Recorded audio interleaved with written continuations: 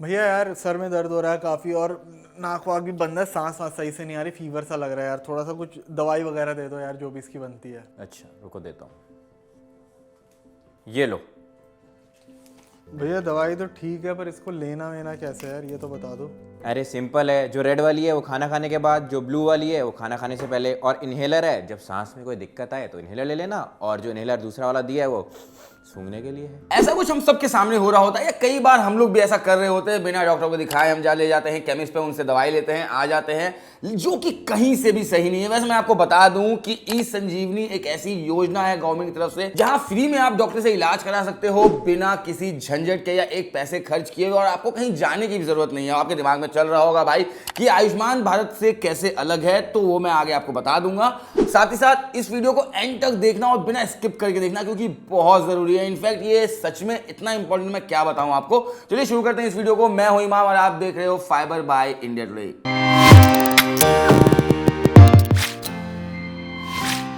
आगे पहले मैं ई संजीवनी और आयुष्मान भारत में फर्क आपको बता देता हूं। तो सबसे पहले आयुष्मान भारत की बात करते हैं। तो आयुष्मान भारत में क्या होता है कि आप किसी भी अस्पताल में जाके 5 लाख तक का मुफ्त में इलाज करा सकते हो।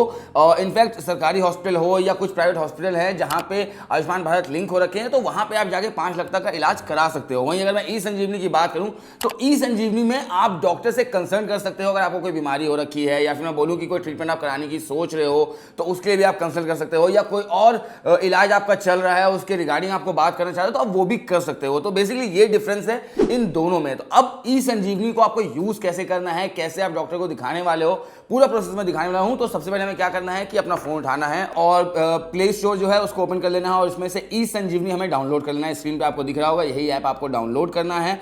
डाउनलोड करने के बाद बहुत ही सिंपल है, इसको ओपन कर लेना है। और वैसे बाय द वे बता दूंगा, iOS पे ये अवेलेबल नहीं है, तो ये प्ले स्टोर पे ही है, तो वहीं से आपको डाउनलोड करना पड़ेगा। अब आईफोन वालों थोड़ा एंड्रॉइड पे स्विच कर जाना अगर आपको मुफ्त में इलाज कराना है तो। वैसे ऐप ओपन करने के बाद यहाँ पे आपको 2 ऑप्शन दिख रहा होगा, पेशेंट और CHO/डॉक्टर का। तो हमें पेशेंट चूज करना है। अब यहाँ लॉगिन डिटेल्स फिल करना है, तो उससे पहले हमें register as a new user करना पड़ेगा, ताकि हम अपना आईडी बना सके और इसको लॉगिन कर सके।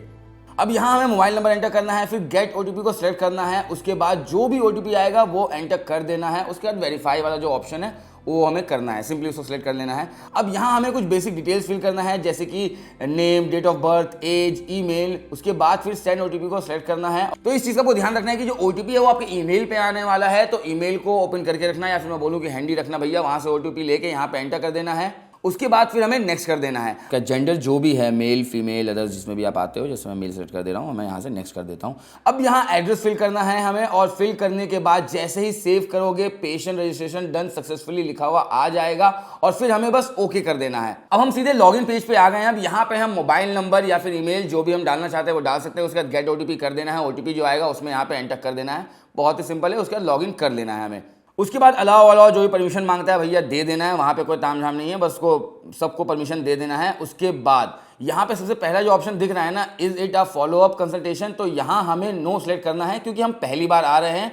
अब यहाँ हमें प्रॉब्लम्स को सिलेक्ट करना है, और यहाँ कुछ कॉमन बीमारी दिख रही होगी आपको, जैसे कि fever, cough, acidity, headache, joint pain, stomach, ये सब जो भी आपको नॉर्मल प्रॉब्लम्स होती हैं, जो बहुत ही कॉमन बेसिस पे होते हैं, वो दिख रहा होगा। उनमें से कोई भी आपको सेलेक्ट कर लेना है। अगर कोई ऐसी बीमारी है आपको, या कुछ ऐसा चीज़ है जिसका आप बात करना चाहते हो, वहाँ पे नहीं दिख रहा है, तो सर्च का भी ऑप्शन है, आप सर्च कर सकते हो। जैसे कि मैंने फीवर सेलेक्ट किया था यहाँ पे, तो यहाँ पे पूछा जा रहा है उस बीमारी के बारे में कि how did a fever start. तो यहाँ अगर अचानक से आया है तो सडनली सेलेक्ट कर लेना है, और अगर आराम से आया है तो स्लोली सेलेक्ट कर लेना है, उसके बाद आगे बढ़ना है। अब यहाँ पे एक और ऑप्शन दिख रहा है, हाउ इज योर फीवर, कितना फीवर है वो सिलेक्ट करना है। High fever with chill select कर रहा हूँ मैं, क्योंकि भैया मुझे थोड़ा हाई फीवर था, और उसके बाद साथ साथ ठंड भी लग रहा है, तो मैं वो सिलेक्ट कर ले रहा हूँ। अगर आपको नहीं है, या जो भी आप फील कर रहे हो, वहां पे आप वो ऑप्शन सेलेक्ट कर सकते हो। उसके बाद हमसे पूछा है कि भैया बॉडी का टेम्परेचर कितना था, तो मेरा 100 था, तो मैंने वो एंटर कर दिया है यहाँ पे।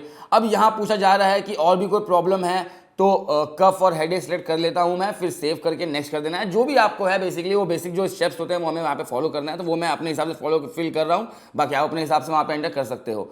कब से कफ है, उसके बाद ये फिल करने के बाद हिस्ट्री में आना है। कोई भी फैमिली हिस्ट्री बीमारी है तो वो भी हमें यहाँ पे बताना होगा कि भैया हमारे फैमिली में और भी कोई बीमारी चल रही है बहुत टाइम से, जो बोलते हैं हेरिडिटरी प्रॉब्लम है, अगर वो भी है तो वो भी यहाँ पे एंटर कर सकते हो। अब आना है एक्टिव मेडिकेशन में, तो यहाँ हमें बताना है कि कोई और मेडिसिन तो नहीं ले रहे हैं हम इस बीमारी से रिलेटेड, या और भी कोई अगर जो हम मतलब बेसिकली इलाज चल रहा है या उसका वो दवाई ले रहे हैं, तो वो भी हमें यहाँ पे मेंशन करना होगा बेसिकली। सो वो हम यहाँ पे एंटर कर देंगे। पर्सनल हेल्थ रिकॉर्ड्स में जाके अगर किसी डॉक्टर को दिखाया है तो उसका प्रिस्क्रिप्शन भी आप लोड कर सकते हो। क्वेरी में अगर कोई क्वेरी है तो वो भी आप यहाँ पे एंटर कर सकते हो। उसके नीचे ही within state, neighbour states, anywhere in India, hospital / organisation, जो भी आपके लिए सूटेबल है उसको सिलेक्ट कर लेना है।